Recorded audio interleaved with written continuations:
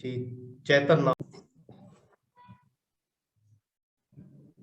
जी, चेतन नाम है आपका नाम। यस, यस चेतन जी, दसौंधी। इंट्रोड्यूस कीजिए अपने आप को। सर मेरा नाम चेतन दसौंधी है, मैं इंदौर मध्य प्रदेश का रहने वाला हूँ। सर मैंने अपना graduation BSc agriculture college of agriculture Tikamgarh से किया, 2018 में मैंने कंप्लीट किया। उसके बाद मैंने अपनी एमएससी भी MSc in plant pathology college of agriculture Indore से 2019 से स्टार्ट की थी। और उसी के साथ तब से ही मैं एफओ की प्रिपरेशन कर रहा हूँ। जब मैंने फर्स्ट अटेम्प्ट 2019 में दिया था, तो मेरा तब से ही लगातार इंटरव्यू के लिए तो हर साल हो रहा है, और ये मेरा लगातार चौथा इंटरव्यू था और इसमें मेरा सिलेक्शन हुआ था। मतलब फोर्थ अटेम्प्ट, मतलब इतने लंबे टाइम तक आप कैसे मोटिवेट रहे कि करना है सर तो मुझे मोटिवेशन, एफओ ही करना है? सर जब फर्स्ट टाइम दिया था तो पता नहीं था कुछ ज्यादा एफओ के बारे में, बस दिया, प्री में हो गया, मेंस में हो गया, इंटरव्यू तक पहुंचा। तो पहले साल तो नहीं हो पाया। फिर थोड़ा डेडिकेशन के साथ थोड़ी और पढ़ाई करी, फिर सेकंड बार किया, फिर गया। फिर थोड़ा कह रहे इससे कैसे नहीं हो रहा, अब तो करना चाहिए बहुत। फिर थर्ड टाइम तक सर पूरा फिर एग्जॉस्ट हो चुका था। थर्ड टाइम जब मैंने इंटरव्यू दिया और मेरा रिजर्व लिस्ट में आया, और मैंने कहा अब नहीं हो पाएगा मेरे से, अब छोड़ देता हूँ, कर देता हूँ। लेकिन फैमिली मेंबर्स ने और फ्रेंड्स ने फिर से मुझे मोटिवेट किया कि नहीं, बोले यहाँ तक आया है, इसके बाद अब छोड़ देगा तो अच्छा नहीं रहेगा। तो फिर से ट्राई कर, फिर से ट्राई कर, तो मैं फिर उनके ही से फिर से जब ट्राई किया, सर अब बहुत अच्छा रिजल्ट रहा। तो मैं खुश हूँ कि मैं अभी इतने दिन तक टिका रहा। सही बात है, 4 साल तक कंटिन्यू मोटिवेशन बना के रखना किसी एक जॉब के लिए, ये बहुत ही टफ बात है। ठीक है। अब बताइए कि मतलब प्री का प्रिपरेशन कैसे किया? बच्चों के लिए प्री बहुत टफ होता है, आप थोड़ा इंपॉर्टेंट टॉपिक्स कैसे, इंग्लिश का प्रिपरेशन मेनली, वो कैसे किया, ये सब थोड़ा एक्सप्लेन कीजिए। ये सर 4 सालों में सर हर साल मुझे सबसे ज्यादा क्वेश्चन यही पूछा जाता है कि इंग्लिश में कैसे प्रिपेयर किया है, इंग्लिश में कैसे निकाल देते हो। तो सर इंग्लिश का, सर मैं शुरू से इंग्लिश मीडियम से था, इसलिए मेरा इंग्लिश थोड़ा सा शुरू से अच्छा था। लेकिन मैं ज्यादातर रीडिंग पे ज्यादा फोकस करता हूँ कि जितना पढ़ लो कि भले आपको ग्रामर ज्यादा नहीं आ रही, लेकिन आप पढ़ के उसका मतलब समझ में आ रहा है, तो कहीं ना कहीं वो आप एग्जाम में बहुत ज्यादा मदद कर देता है कि आपको थोड़ा इंट्यूशन आ जाता है कि हाँ ये सही है या ये गलत है। तो पढ़ने की जितनी ज्यादा हैबिट रहेगी, इंग्लिश में उतना ही ज्यादा आसानी रहेगी। और सर मैथ्स और रीजनिंग में ऐसा है कि कुछ सिलेक्टेड टॉपिक्स हैं जिन पे हम अच्छे से मास्टरी कर सकते हैं। जैसे क्वाड्रेटिक इक्वेशन हो गया, सीरीज नंबर सीरीज हो गया, डीआई हो गया, इस पे कर लो। तो सर मैं 4 सालों में मैंने कभी भी 20 से ज्यादा अटेम्प्ट नहीं किए, ना ही रीजनिंग में ना ही मैथ्स में। एक्यूरेसी को ज्यादातर ध्यान में रखा है, फोकस रखा है। तो सर हर साल मेरा हो रहा है सिलेक्शन इसी बेस पे। प्री के बाद आता है मेंस में। मेंस में एग्रीकल्चर में 15 सब्जेक्ट होते हैं, 15 सब्जेक्ट्स हैं टोटल। ठीक है, मतलब कभी कभी तो एक दो सब्जेक्ट एक्स्ट्रा भी जोड़ लो, इकोनॉमिक्स ये वो जोड़ोगे तो उससे भी ज्यादा हो सब्जेक्ट होंगे। मतलब 15 सब्जेक्ट्स को कवर करना। और आईबीपीएस एएफओ का ऐसा है कि कोई एक फिक्स पैटर्न नहीं है उनका। कभी वो यस। एनिमल हस्बेंड्री से ज्यादा क्वेश्चन पूछते हैं, कभी वो माइनर सब्जेक्ट से ज्यादा फॉरेस्ट्री वगैरह से क्वेश्चन पूछते हैं। इसको कैसे यस मैनेज किया आपने? सर जैसे 4 साल एक के बाद एक, हर साल में वही कोर्स पढ़ता था। और सर रिवीजन पे मैं ज्यादा फोकस करता था, मैं ज्यादा बुक्स पढ़ने मतलब ज्यादा इधर उधर नहीं जाता था, मेरे पास जो रहता था मैं उसी को बार बार पढ़ा। तो सर इससे मेरा ये हो गया, मेरी एक्यूरेसी बढ़ गई। और मतलब कि मैं जो चीज जहाँ से क्वेश्चन आते हैं कॉमन टॉपिक से, वो मेरे कभी गलत नहीं हुए। और वो जब गलत होना बंद हुए तो उसने मेरा सिलेक्शन को ज्यादा ये किया सर। मॉक सर टेस्ट का जैसे क्या ज्यादा रोल रहता है प्रिपरेशन में? सर मॉक टेस्ट से एक तरीके से हमें पता, थोड़ा कॉन्फिडेंस मिलता है जब हम पढ़ाई करते हैं। और तो ऑफ कोर्स आप पढ़ाई कर रहे हैं तो आपका मॉक टेस्ट अच्छा जाएगा, और जब अच्छा जाएगा तो उससे कॉन्फिडेंस बूस्टअप होता है। तो कॉन्फिडेंस बूस्टअप होता है तो फिर एक वो अलग ही मजा होता है सर, जब हम एक कोर्स को पूरा प्रिपेयर कर लेते हैं, अच्छे नंबर आते हैं, तो पूरे कॉन्फिडेंस के साथ सर गलतियां कम होती है, हमें पता चलता है कि क्या एग्जाम में कैसे कितने अटेम्प्ट करना है, कितना सेफ रहेगा। वो मॉक टेस्ट सर बहुत अच्छा रोल प्ले करता है सर। आपके मतलब आपके पास 4 ईयर प्रिपरेशन एक्सपीरियंस है। ठीक है। अभी जो एक यस सर। न्यू स्टूडेंट जो ज्वाइन कर रहा है, हम लोगों को ज्वाइन कर रहा है, ठीक है, एग्री गुरु को या यस एग्री लर्नर को ज्वाइन कर रहा है, उनके लिए क्या सजेशन दीजिएगा? कैसे प्रिपेयर करें सर। जो एक बार में निकल जाए?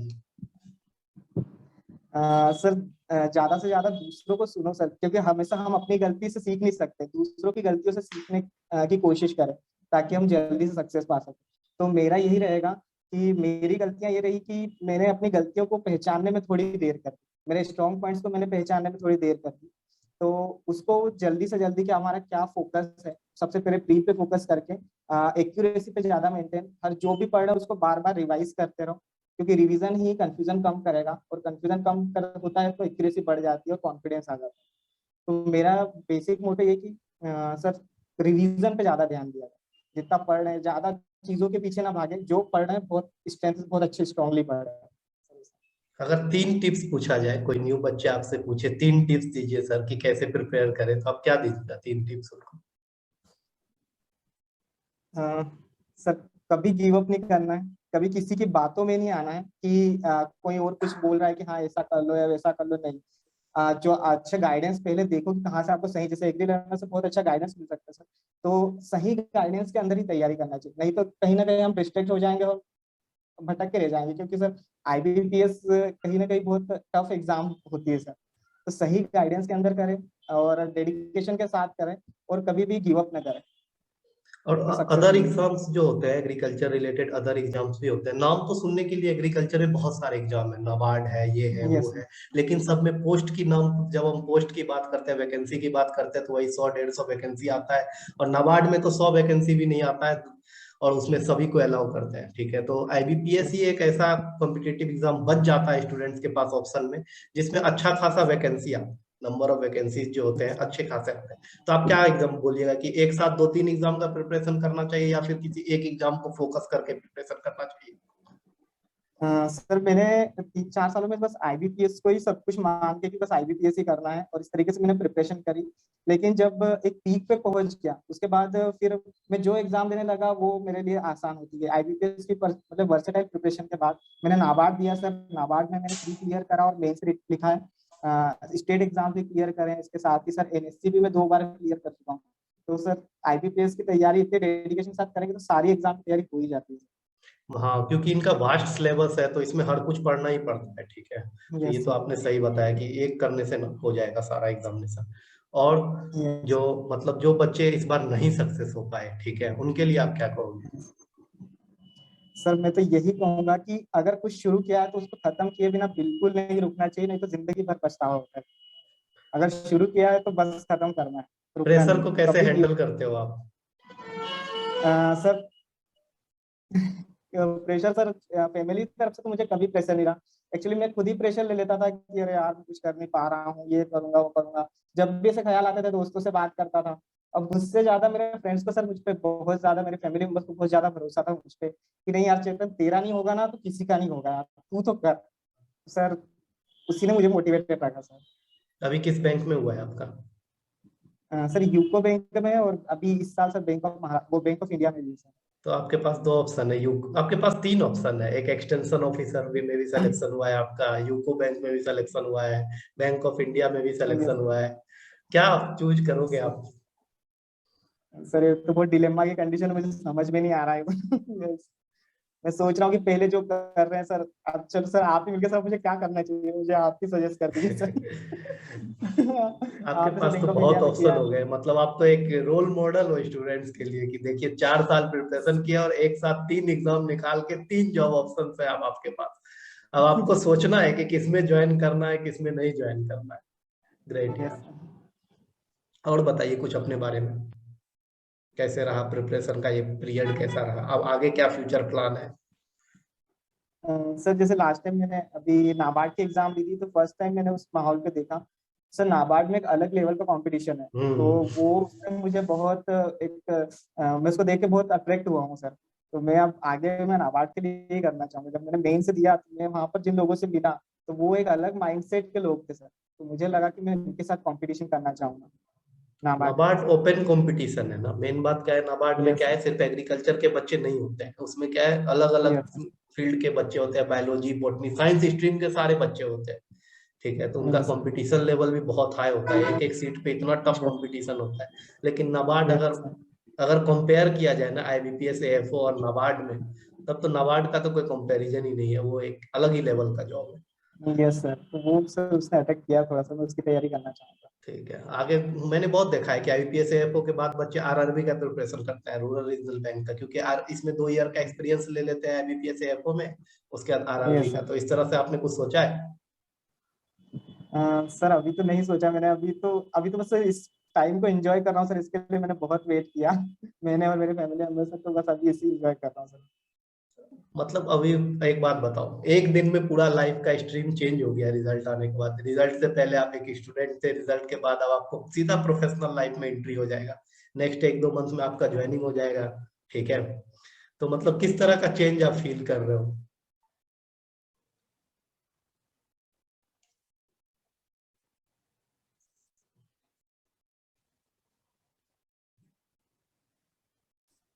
हाँ हेलो, बीच में शायद इंटरनेट इंटरनेट कनेक्शन ये हो गया था। मतलब आप कैसा फील हो रहा है प्रोफेशनल लाइफ में आके?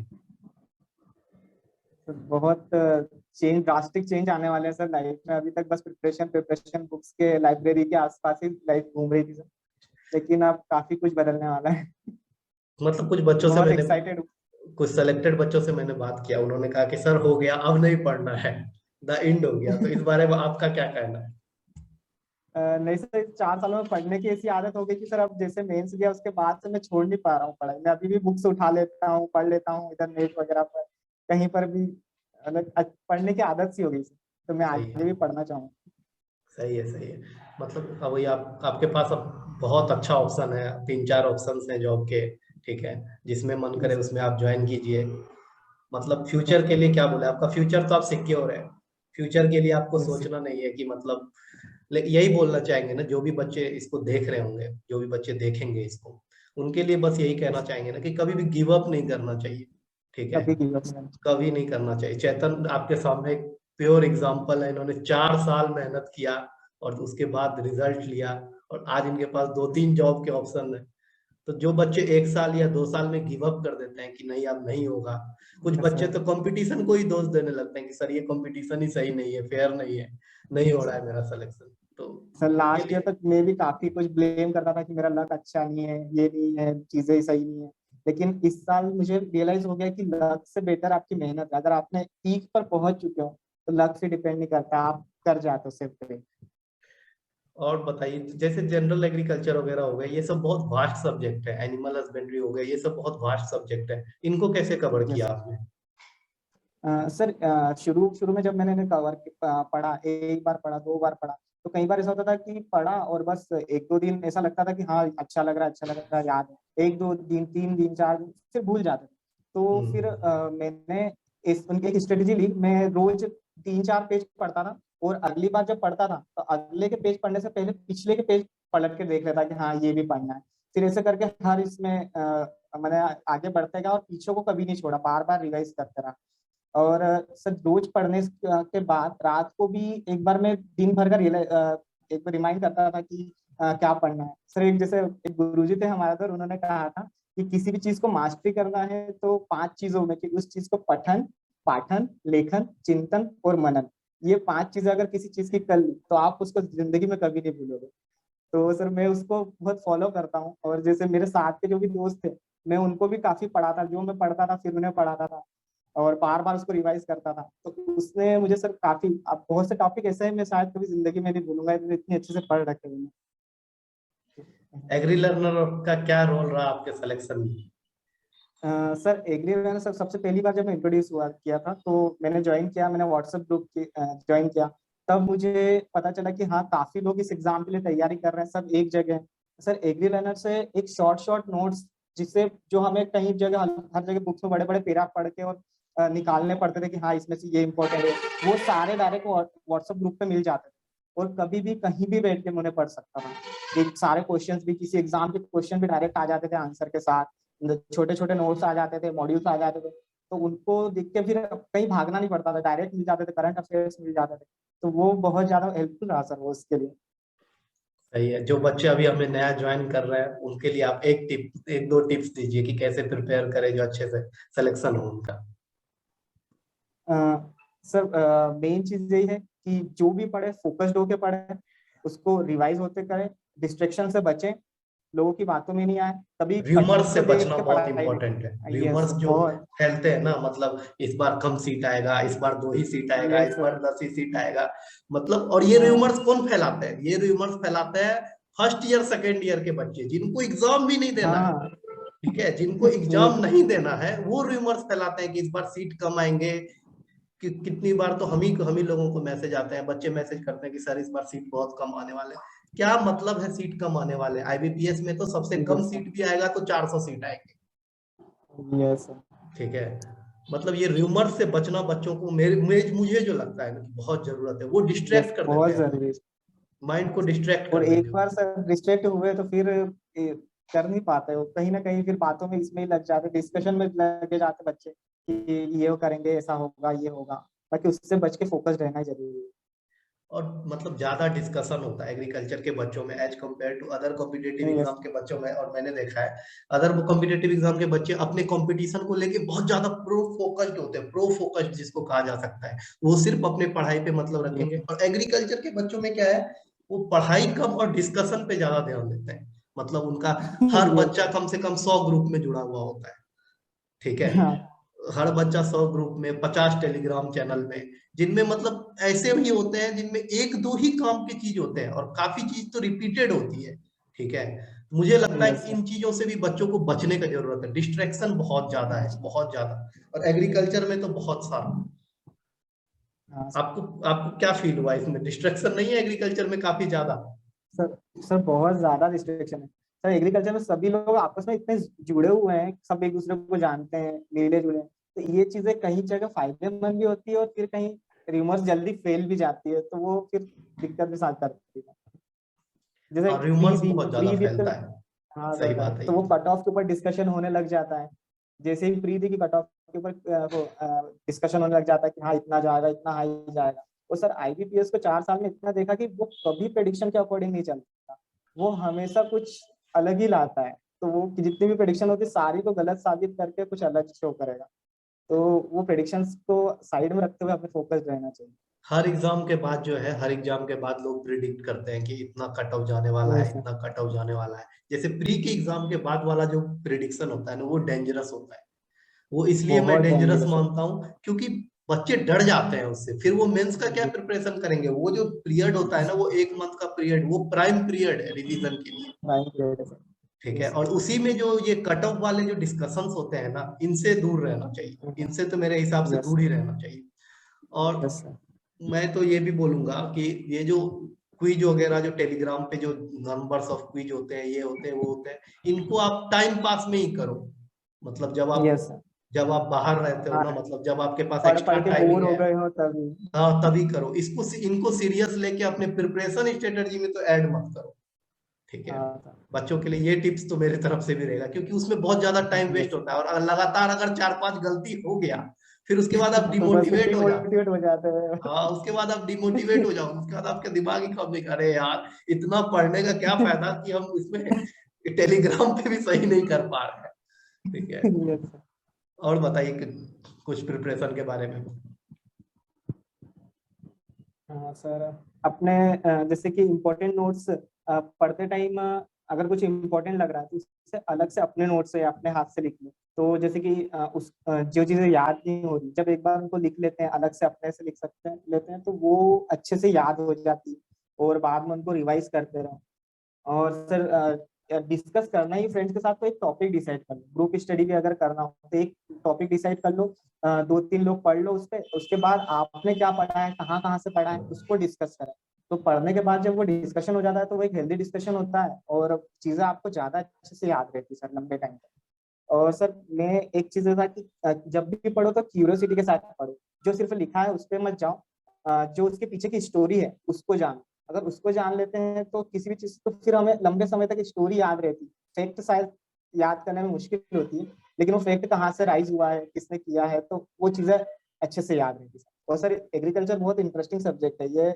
जब पढ़ने लगते हैं तो बहुत कि हाँ अरे ये भी हुआ है, अरे ये भी हुआ है, तो बहुत अच्छी। तो जितना क्यूरियोसिटी के साथ पढ़ेंगे तो लंबे समय तक चीजें याद रहती है। और एग्रीकल्चर बहुत बड़ा सब्जेक्ट भी है। ठीक है, मतलब इतना बड़ा है यस कि सर। अगर आप सिर्फ राइस को पढ़ना शुरू करोगे तो आपकी उम्र बीत जाएगी, राइस खत्म नहीं होगा। ठीक है, इतना बड़ा है सब, इतना बड़ा सब्जेक्ट है। यस। क्योंकि मैंने देखा है अपने कॉलेजेस में से, एमएससी कॉलेज में भी देखा, कुछ प्रोफेसर राइस के ऊपर रिसर्च कर रहे हैं और वो बूढ़े हो गए, और यस। लेकिन उनका अभी तक राइस खत्म नहीं हुआ है। तो इतना डीप है यस कि क्या होता है कि हम पढ़ते पढ़ते बहुत बार डीप में चले जाते हैं। तो इससे कैसे बचे? क्योंकि कोई भी कॉम्पिटेटिव एग्जाम में ज्यादा डीप नहीं आता है क्वेश्चन, वो सिर्फ ऊपर ऊपर क्वेश्चन आते हैं, ज्यादा डीप में नहीं नॉर्मल आता। क्वेश्चन आते हैं। डीप नहीं आता है, हाँ इसको कैसे बचे ये? सर, एग्जाम्स को सर पहले एनालाइज करना चाहिए कि किस लेवल से क्वेश्चन आ रहा है, कहाँ से क्वेश्चन आ रहा है। तो वो सर एक्सपीरियंस जैसे कि ज्यादातर आप मॉक टेस्ट लगा रहे हैं और लास्ट ईयर के पेपर्स देख रहे हैं, वो सब देख रहे हैं, तो उसके बाद फिर जब आप पढ़ते हैं तो उससे रिलेटेड क्वेश्चन देखने को मिलते हैं कि हाँ इस टाइप के क्वेश्चन ये भी है, ये भी है। तो सर कई बार तो जैसे इस बार के भी एग्जाम जब मेंस देने गया तो सर मेरी से ऑब्जर्वेशन की हैबिट है कि मैं मुझे एक्सपेक्ट करता हूँ कि ये क्वेश्चन आ जाएगा, ये क्वेश्चन आएगा। सर मेंस के 60 क्वेश्चन में तो नहीं ज्यादा सर, लगभग 20 क्वेश्चन मेरे प्रेडिक्टेड थे कि ये क्वेश्चन आएंगे और वैसे के वैसे मेंस में आए सर। तो वो एक पढ़ते टाइम में ऑब्जर्वेशन की आदत की, हाँ ये आ सकता है, ये आ सकता है, तो वो अच्छा रहता है। और मतलब ज्यादा डीप में जाने से। आप जो कह रहे हो उसको कंक्लूड करते हैं कि सारे यस प्रीवियस ईयर के क्वेश्चंस को देखो, पैटर्न उससे पता चल जाएगा, यस उसके हिसाब से फिर प्रिपरेशन करो। सही है। Yes sir. ठीक है चेतन, आप हमारे साथ जुड़े रहिएगा, अभी जो नए स्टूडेंट जुड़ेंगे उनसे भी हम, आप तो हैं ही हमारे कांटेक्ट में, ठीक है, तो यस सर। उनको भी अगर गाइड करने का जरूरत होगा तो हम आपसे होगा तो एक दो क्लास लेने के लिए भी बोलेंगे, ठीक है, तो आप उनको थोड़ा यस सर। मोटिवेट कर दीजिए, थोड़ा गाइड कर दीजिए, तो उनके लिए भी सही हो यस जाएगा और आपके लिए भी। तो आप